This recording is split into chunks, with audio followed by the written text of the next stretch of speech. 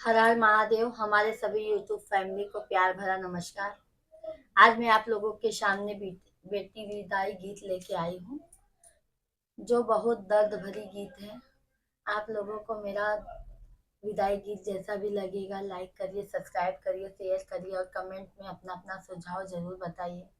और गीत को फुल वॉच करके जरूर सुनिएगा आप लोग।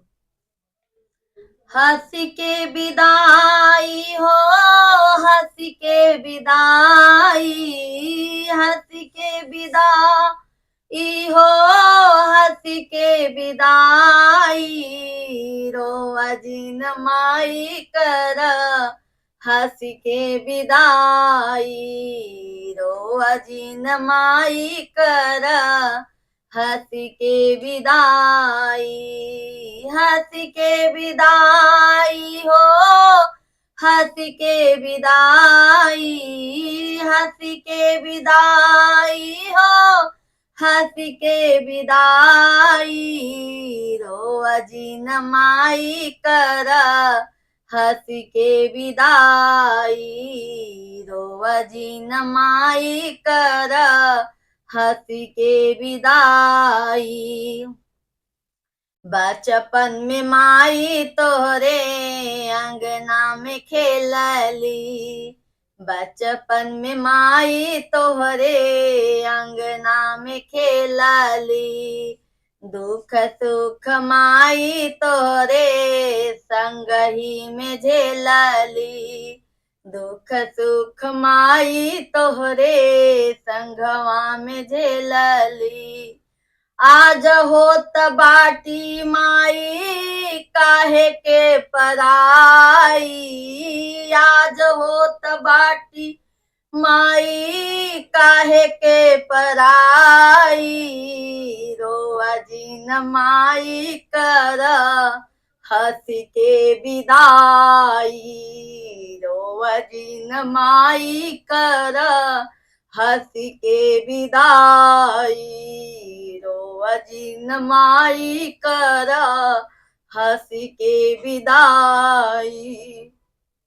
तुलसी के वृक्ष माई अंगना लगवली, तुलसी के वृक्ष माई अंगना लगवली, फूल फूलवरिया से अंगना सजवली, फूल फूलवरिया से अंगना सजवली।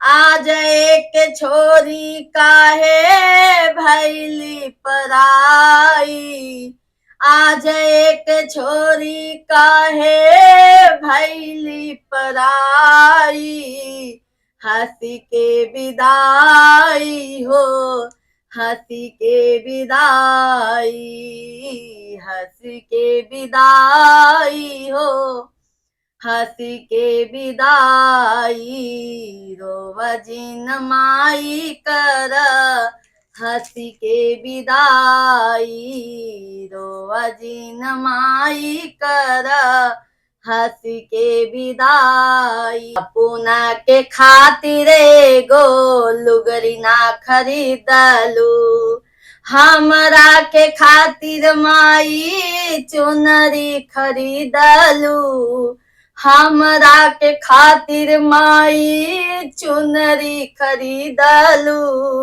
आज कर ताटू काहे खून से पराई, आज कर ताटू काहे खून से पराई, रो अजिन माई कर, हंस के विदाई, रो अजिन माई कर, हंस के विदाई, हंस के विदाई हो, हंस के विदाई, हंस के विदाई हो, हंस के विदाई, रो अजिन माई कर, हंस के विदाई, रो अजिन माई कर, हंस के विदाई, रोवजिन माई कर